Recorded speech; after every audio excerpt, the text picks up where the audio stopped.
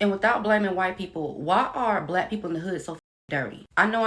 Y'all want to talk about the lack of finances and stuff that white people pour into the community, but what did that got to do with the fact that y'all go outside and throw trash on the ground? You see what she's doing here? This right here is a classic trap because it attempts to try and put poverty and black culture together as if they're the same thing. When you see a black Republican tagging a video about the hood with hashtag black culture, they are doing the work of others for free. They're looking at the scars of systemic neglect and blaming the person for bleeding. The hood isn't a racial identity, it's an economic condition.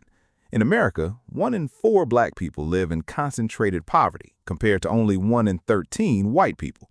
What she's calling culture is actually municipal divestment. Low-income black zip codes receive significantly less funding for sanitation and infrastructure. Does she think doctors are living in the Johnson homes? Of course not. People with capital move to where the city actually picks up the trash. But the biggest lie here is the idea that cleaning up will make you equal in their eyes. And without blaming white people, why are black people in the hood so dirty? I know. Y'all want to talk about the lack of finances and stuff that white people pour into the community, but what did that got to do with the fact that y'all go outside and throw trash on the ground? And please don't come up here talking about the one hood that you know that's clean, because that doesn't speak for the many of hoods across America that's dirty as fuck. Why when hood black people move into nice neighborhoods, y'all them up? Why do y'all kids destroy the parks at every complex that y'all go to? What is so hard about keeping your own community clean? Like me and my husband, we live in a nice neighborhood. We just had some new across the street. Okay, why is y'all throwing trash outside? Why is y'all outside blasting music? Why is y'all kids' shoes out here, but I don't see no kids? Why is it trash all over the place? This is not how this neighborhood was just a year ago. Why y'all couldn't kept that over there in the Johnson homes? Why y'all had to come over here? Why are black people in the hood so nasty? Like y'all are now, y'all. It don't just be how y'all treat the outside. It be the inside of y'all houses too. Like why are y'all dirty people? Why are you guys dirty people? Why? Without blaming white people. We have to ask, why is she trying so hard to link the symptoms of being poor to the essence of being black? No other race does this to themselves. Think about it. When people look at poor, white rural neighborhoods, places with trailers, neglected yards, and broken down cars, they don't say, man, white culture is so dirty.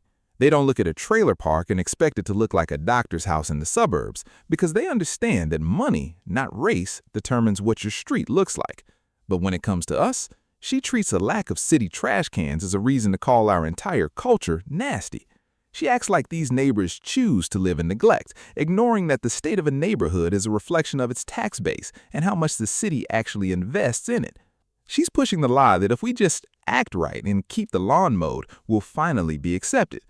But look what happens when a black woman does everything right, builds her own house from the ground up, and minds her business.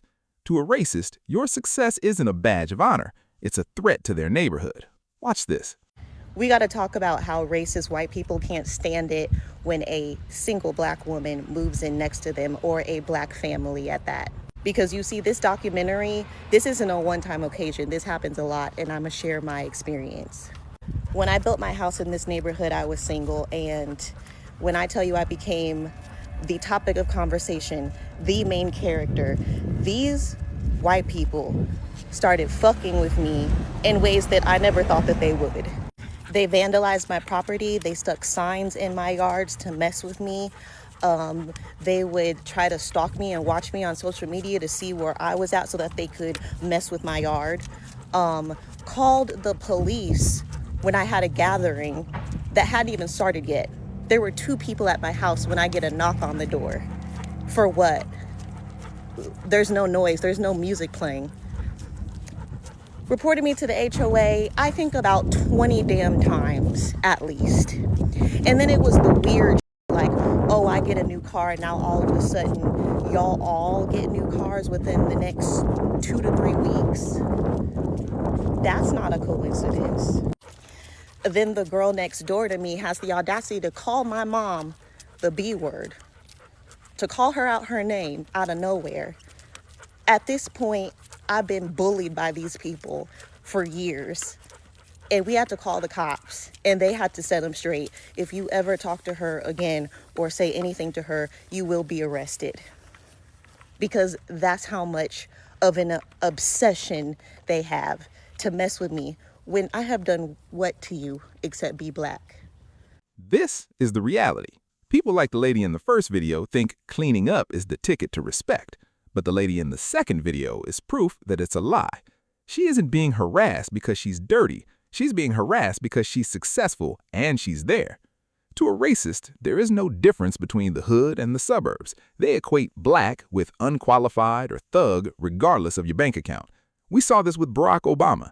This man attended Panahou School, Columbia University, and Harvard Law School, where he was the first black president of the Harvard Law Review.